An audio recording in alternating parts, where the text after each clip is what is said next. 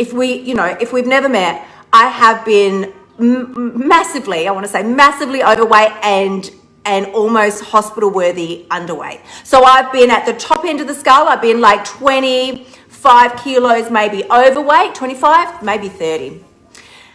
Like a lot. So we'll just say a lot overweight. And then I've been so scarily underweight that like strangers would stop me in the street and be like, are you okay? You don't look good. You don't. Oh, wow. Good morning, my gorgeous, fabulous creatures. How is everybody going today? I feel like I want to dive into my spiel and I'm trying really hard not to do it. You are here with Kylie, Australia's emotional eating coach, and it is fabulous to be here with you all. What I wanted to share with you guys is a few key takeaways from some work that I've been doing recently with clients and also, of course, with myself, because we never stop learning, people. Hello, we never stop learning. Like you could be like, I don't care, I'm not interested in personal growth and all that's fine, but you never stop learning. Okay, it doesn't exempt you from learning. Where you're going to go through lessons, you're going to keep learning whether you like it or not. So you can choose it and harness it and enhance it and do it your way, or you can learn the fucking hard way through the lessons that life gives you. So I would rather initiate the learning myself, quite frankly, so that I'm giving myself a bit of a heads up. So when something arises or occurs, I'm like, oh honey, no, thank you. I already seen this shit. I've seen this. I've been here. I've done that. Bought the t-shirt and moved on. But this is what I just shared over on Insta. I said I'm going live over here on Facebook. I want to share the 3 top hacks that I've got for you to really start fast forwarding your weight loss journey. And I chose the word journey on purpose. Like previously I would have just said like how to expedite your weight loss. Boom, that's it, full stop. But it is a journey, and I really think it's only fair to be very honest and like, see how I get all up in your face. We've got to be honest now. It is a journey. It's not an overnight thing. And this is something I've been sharing with personal clients as well a lot, like lately. As much as we want it to be for 4 days. I want this done in 4 days. I've suffered with this for 40 years. I just want it done in 48 hours. I wish if there was a way, so I said to someone recently, if there was a secret weight loss pill, don't you think I would have shared it with you by now? And then I was like, no, well, basically, no, I would not. I would have cashed in and made millions. There's no secret pill. There is no secret hack, despite what I call the live stream. But let's put it this way. The secret is that it is a journey and it does take a level of perseverance first up, because you're going to have to persevere. Like I wish I had my fucking Wagnalls. I wish I had my computer here, my laptop, because if we looked up perseverance, honey, I can assure you without even Googling it on Wikipedia or whatever we're going to do in the online, perseverance, man, it means you're going through some hardship. You are persevering. You are sticking with it. You are seeing it through.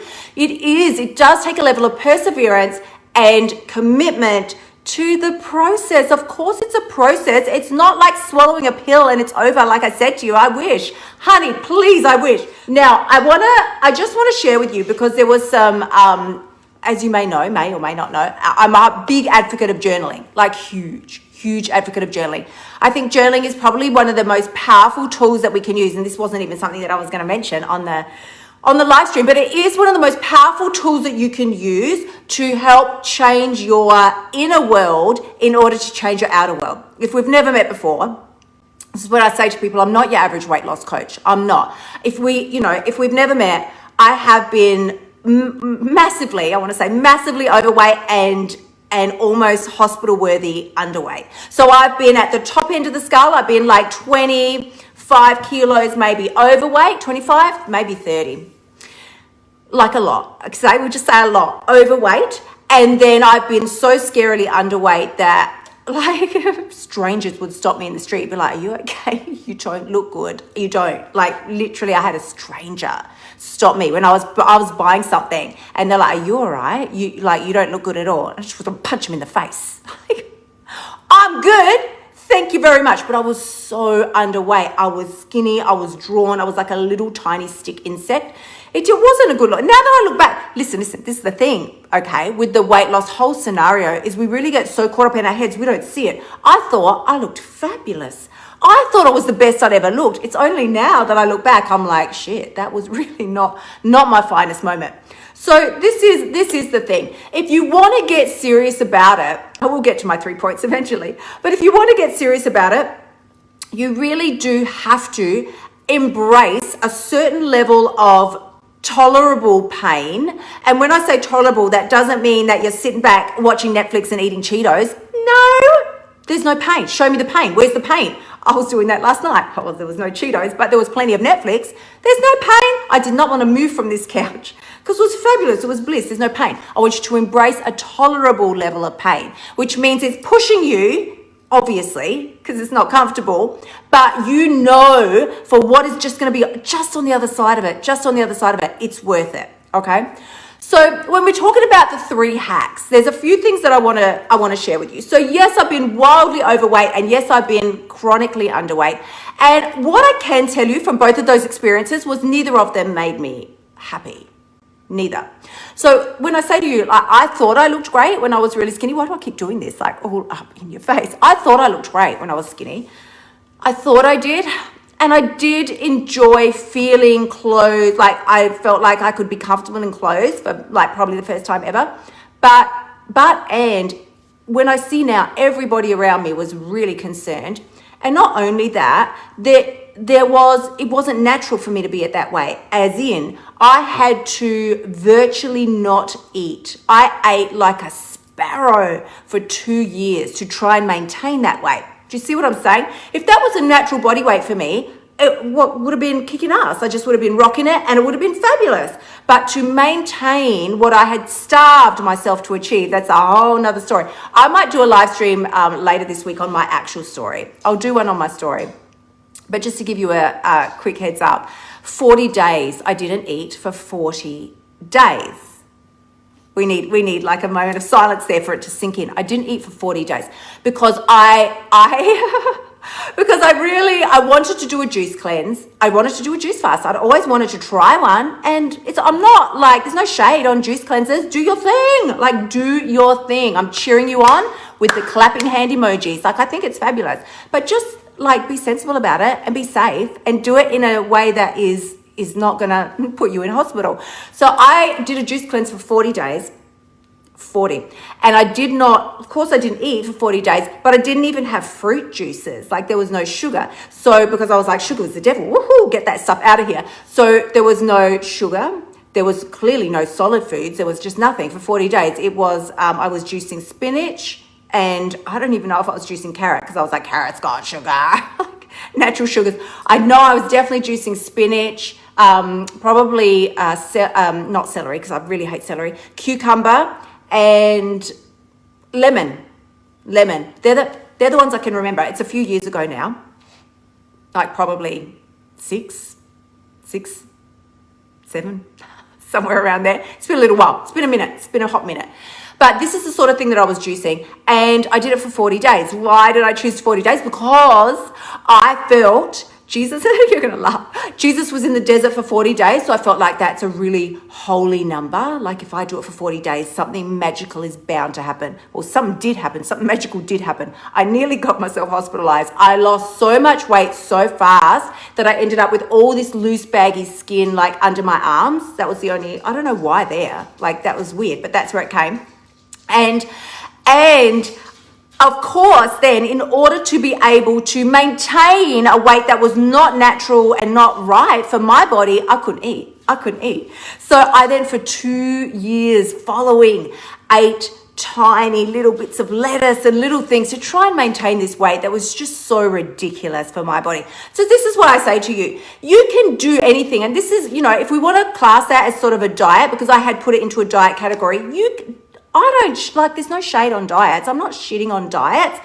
That's not my vibe. Some sort of emotional eating coaches, weight loss coaches and all that are like poo-poo all over diets. It's like, nah, diets work. Of course they work.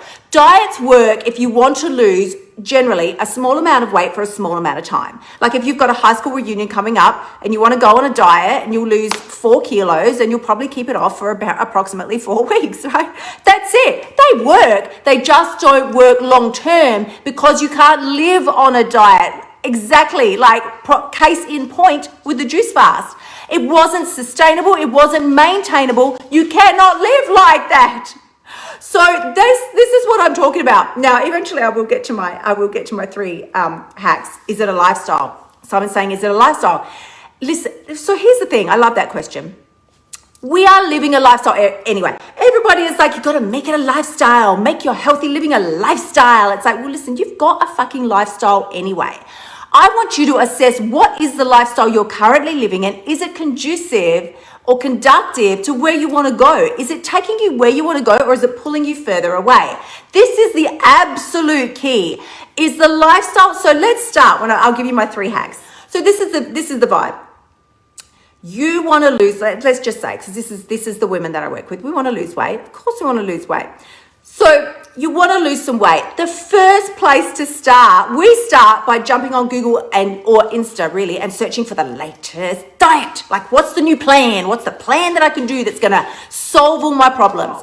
First up, do a risk assessment. Like, you know, have you ever worked in a corporate workplace and they're like, do the whole training on a risk assessment? Phil and I talk about this all the time. If there was an accident in the house, or if he accidentally breaks something, he makes a mess, whatever, because it's him. Honey, listen, I'm a Virgo queen. I am the queen of neatness, tidiness. I'm like always polishing things down, disinfecting shit. Like, that's me. I'm a Virgo. I love it. It's fabulous. Phil is a Taurus. It's more like he's a bull. Like, everything is just a big mess, and I'm coming along after him cleaning up. But when there's a mess or something goes on, I'm like, babe, you didn't do a risk assessment. Like, we need to do a risk assessment. This is what it's about. I want you to do a risk assessment on your current life. Where are the areas of danger? Where are the areas that you're already setting yourself up to fail? Here's what an example would be. I come home from work, I'm fucking exhausted, so I just crash on the couch, order Uber Eats, and I stay there all night. Where was the risk assessment? Dude, where was the risk assessment? The risk assessment in that scenario should have happened in fact, it probably should have happened 24 hours earlier, the night before. I really should turn the TV off now and go to bed. I need to get a good night's sleep. What is my sleep hygiene routine like? Like, am I making sure that I'm doing all the right things? Am I sort of cleansing my face, my body, my mind, my energy, everything before I go to bed? Like, am I doing these things? Or am I just going to bed with my mind a million miles an hour? Like, got to do this, got to do that. Didn't call that person today. I've got to answer those emails. I'm like, oh my God, ring mom. Like, all that stuff. We need to take care of this stuff early so that it doesn't wipe us out later on. This is what I'm talking about. So when we're talking about a risk assessment, yes, that should have happened 24 hours earlier, honey. That should have happened the night before. Get your butt in bed early, get the good night's sleep so that you can get up early the next day and you don't crash on the couch when you come home from work. But if you didn't do that and it's still not too late to do a risk assessment. In that moment, you can see the pattern. You see what's unfolding. You're like, I know how this rolls out. I know exactly how this rolls out because I do it every day. I eat, I order Uber Eats. Then I start scrounging around. I go to the 7-Eleven and I get chocolate and an ice cream or whatever it is that goes on. You know already you know what your patterns are. So you can do a risk assessment at any point. You can just be like, this isn't going to end well. I know, see how I'm looking at my own couch. I'm like, this is not going to end well. If I stay here, I've been here for 2 hours. I've watched 2 episodes of whatever it is that you're currently binging on. And then you're like, that is it.